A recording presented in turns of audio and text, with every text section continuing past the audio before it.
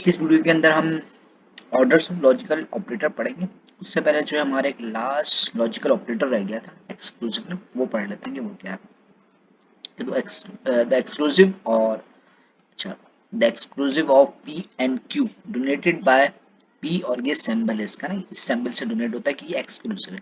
Is a proposition that is true when exactly one of P and Q is true and is false otherwise. यानी कि P या फिर Q दोनों में से कोई एक ट्रू हो तो इसका आंसर आपको क्या मिलेगा? ट्रू मिलेगा। यानी कि मिसाल के तौर पे P जो आपका प्रोपोजिशन है वो ट्रू हो और Q जो है आपके पास फॉल्स हो तो आपको आंसर ट्रू मिलेगा। या फिर Q जो है वो ट्रू हो और P जो है फॉल्स हो तो आपको इसका आंसर क्या मिलेगा? ट्रू मिलेगा। जिस तरीके से यहाँ पे ट्रुथ टेबल बना हुआ है इसे ट्रुथ टेबल कहते हैं, मैंने पिछले वीडियोस के अंदर भी बताया। तो मिसाल देखिए P भी ट्रू था और Q भी ट्रू था तो आपको P एक्सक्लूसिव Q का आंसर क्या मिलेगा? फॉल्स मिलेगा।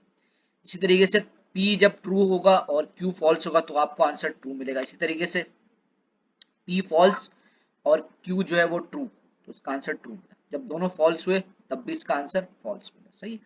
तो इन दोनों कंडीशन के अंदर फॉल्स मिलेगा, बाकी ये तो इसकी डेफिनेशन से ही जाहिर हो जाता है। मैंने आपको बताया कि हर प्रोपोजिशन की डेफिनेशन के अंदर बताया गया कि वो किन किन चीजों के ऊपर बेस करता है और क्या चीज को डील करता है। सही, समझ में आ गया होगा। नहीं समझ में आया तो कमेंट सेक्शन में कमेंट कीजिए, इंशाल्लाह आपकी कंफ्यूजन दूर कर दी जाएगी। अब हम पढ़ते हैं कि ऑर्डर के जो ऑर्डर ऑफ लॉजिकल ऑपरेटर्स हैं वो क्या है। तो वो कुछ इस तरीके के हैं कि जिस तरह मिसाल के तौर पे हमारे पास ये एक ना कंपाउंड प्रोपोजिशन आ जाता है, इसे कहते हैं हम कंपाउंड प्रोपोजिशन ना। कंपाउंड प्रोपोजिशन क्योंकि ना कंपाउंड का मतलब होता है कि एक से ज्यादा प्रोपोजिशन जिसके अंदर शामिल हो उसे कंपाउंड प्रोपोजिशन कहते हैं। सही है।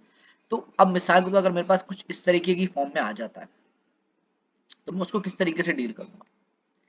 यानी कि नेगेशन क्यू, फिर ये मेरे पास और का ऑपरेटर, नेगेशन पी, एंड का ऑपरेटर और क्यू। सही है। तो हमें ये ऑर्डर्स बताते हैं कि भाई ऑर्डर यानी कि मिसाल कोई भी अगर आपका कंपाउंड प्रोपोजिशन इस तरीके का आ जाएगा तो सबसे पहले आपने क्या कराना है? नेगेशन अप्लाई कराना है।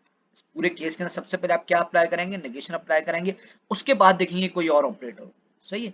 फिर आप एंड का ऑपरेटर यूज करेंगे, फिर आप और का ऑपरेटर यूज करेंगे, फिर उसके ऊपर अप्लाई कराएंगे इसका कंडीशनल का, फिर उसके बाद बाय कंडीशनल का। सही है। तो ये ऑर्डर्स हैं, इसके मुताबिक हमने चलना है। आगे इंशाल्लाह ताला जब हम इसकी एक्सरसाइज सॉल्व करेंगे तो मैं आपको बताऊंगा कि इसको आप किस तरीके से सॉल्व करते हैं। अभी सिर्फ ब्रीफली इतना बता देता हूँ, थोड़ा सा सिंपली ब्रीफली जो है हम इंशाल्लाह जब एक्सरसाइज सॉल्व कर रहे होंगे इसकी तो पढ़ लेंगे इसके अंदर। अभी यह है कि नेगेशन पी है ना यहाँ पे, तो सबसे पहले हम इसके ऊपर अप्लाई करेंगे। कोई भी प्रोपोजिशन गिवन होगा ना पी का, उसके ऊपर नेगेशन कर देंगे। सही है। उसके बाद बी का साइन वैसा का वैसा ही, फिर अब इन दोनों के ऊपर एंड अप्लाई होगा। एंड का ऑपरेटर अप्लाई हो जाएगा तो कोई ना कोई एक फॉर्म आ जाएगी यहाँ पे हमारे पास। सही है।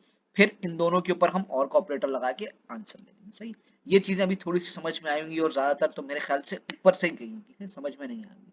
जब हम इसकी एक्सरसाइज के क्वेश्चन सॉल्व कर रहे होंगे तो इंशाल्लाह ताला समझ में आ जाएगा। सही। अभी आप लोग सिर्फ ये देख लें कि ऑर्डर ऑफ ऑपरेटर्स क्या होते हैं कि सबसे पहले आपको नेगेशन अप्लाई करना होगा, उसके बाद आपको एंड, फिर और, फिर कंडीशनल, फिर बाय कंडीशनल। सही है। आज की वीडियो के लिए इतना ही। आगे इंशाल्लाह ताला हम अगली वीडियोस के अंदर एक्सरसाइज को सॉल्व करेंगे।